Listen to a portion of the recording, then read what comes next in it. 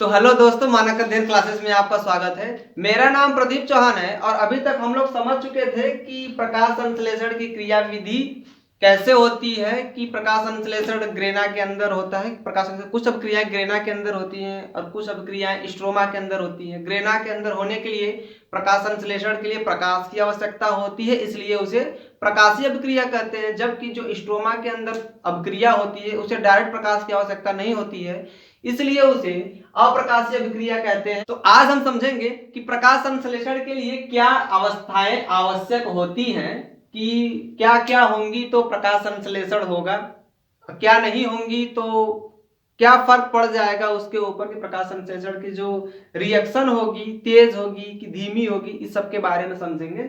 इसमें सबसे पहला है कि प्रकाश। तो प्रकाश संश्लेषण की अभिक्रिया जो दृश्य प्रकाश होती है, वह प्रकाश जिसके अंदर जो भी हम चीजें वस्तुओं को देखते हैं वो प्रकाश दृश्य प्रकाश होती है। तो उसके अंदर जो प्रकाश संश्लेषण की क्रिया होती है वो अधिकतम होती है। इसके अलावा कुछ किरणें होती है, जैसे एक्स किरणें होती है, गामा किरणें होती हैं, फिर कुछ जैसे एफएम के लिए जो किरणें निकलती हैं, रेडियो के लिए जो किरणें निकलती हैं, तो उन सब के अंदर प्रकाश संश्लेषण नहीं होता है। मुख्यतः जो प्रकाश संश्लेषण क्रिया होती है वो दृश्य प्रकाश के अंदर होती है। और प्रकाश संश्लेषण की दर लाल तरंगदैर्घ्य के प्रकाश में सबसे अधिक होती है और नीले तरंगदैर्घ्य के प्रकाश में सबसे कम तथा हरे तरंगदैर्घ्य के प्रकाश में सबसे अधिक होती है। यह इंपॉर्टेंट बात है कि जो लाल है इसमें सबसे ज्यादा, इसके बाद नीले में और इसके बाद हरे में।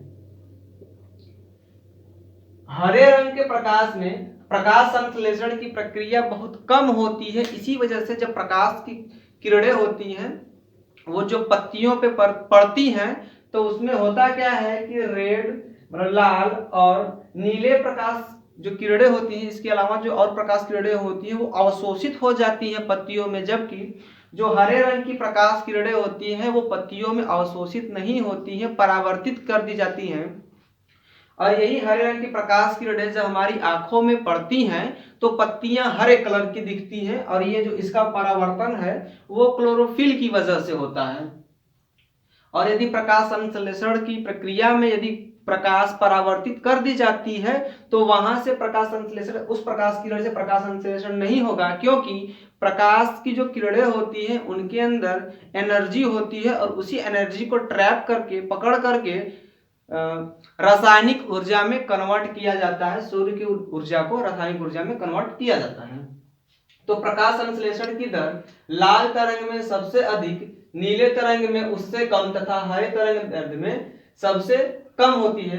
प्रकाश की तीव्रता में प्रकाश संश्लेषण की दर अधिक तथा प्रकाश की तीव्रता मतलब जब प्रकाश यदि अच्छा खासा प्रकाश पड़ रहा होगा पौधे पर तो उस समय प्रकाश की जो प्रकाश संश्लेषण की जो प्रोसेस है वो अच्छी खासी होती है। लेकिन यदि वो कम प्रकाश पड़े, जिसे बोलते हैं डिम या बहुत धीमा प्रकाश पड़े, तो उस समय प्रकाश संश्लेषण की दर जो होती है वो धीमी हो जाती है। दर बोले तो कार्बन डाइऑक्साइड और जल आपस में रिएक्शन करके जो ग्लूकोज का निर्माण करते हैं, जो रिएक्शन होती है वो धीमी हो जाती है और कम हो जाती है।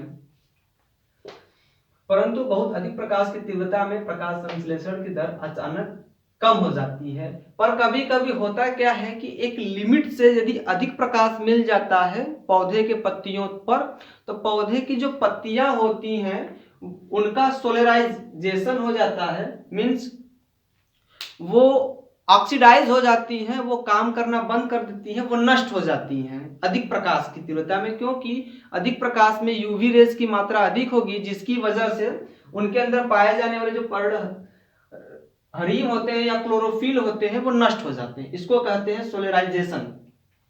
और दूसरा जो है वो पर्णहरिम मतलब पहला प्रकाश उपस्थित होना चाहिए प्रकाश संश्लेषण में, दूसरा है क्लोरोफिल।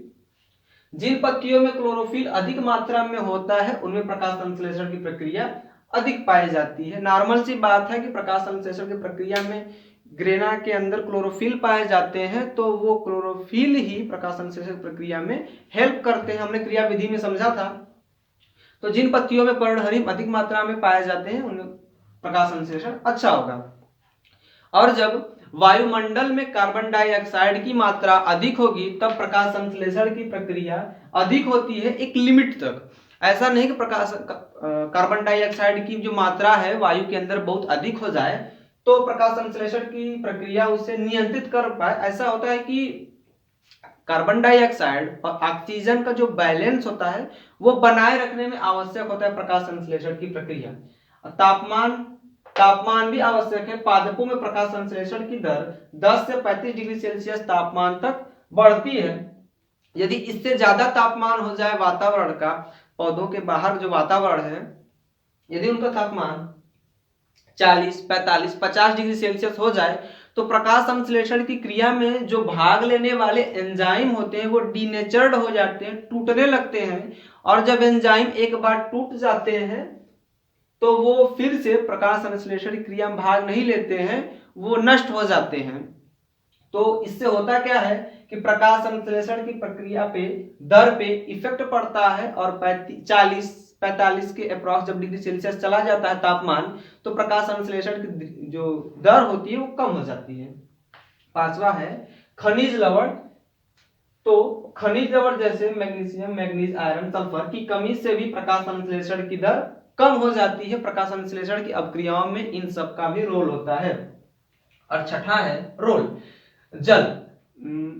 कार्बन डाइऑक्साइड और जल यही दोनों तो आपस में रिएक्शन करके क्लोरोफिल की मदद से सूर्य के प्रकाश की उपस्थिति में ग्लूकोज, जल और ऑक्सीजन का निर्माण करते हैं। तो जल यदि नहीं होगा तो प्रकाश संश्लेषण की प्रक्रिया नहीं होगी।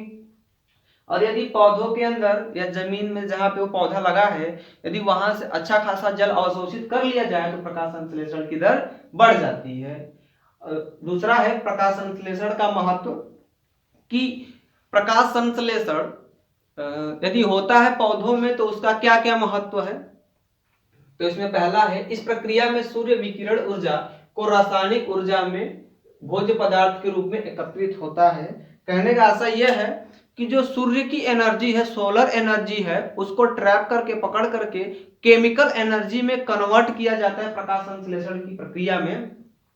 जो पौधे होते हैं वे अकेले अपना जीवन व्यतीत कर सकते हैं, लेकिन पौधों के अलावा यदि पौधों को हटा दिया जाए तो कोई भी जीव जंतु अकेले अपना जीवन व्यतीत नहीं कर सकता है, क्योंकि जो पौधे होते हैं वो सूर्य की एनर्जी को रासायनिक एनर्जी में, केमिकल एनर्जी में कन्वर्ट कर देते हैं।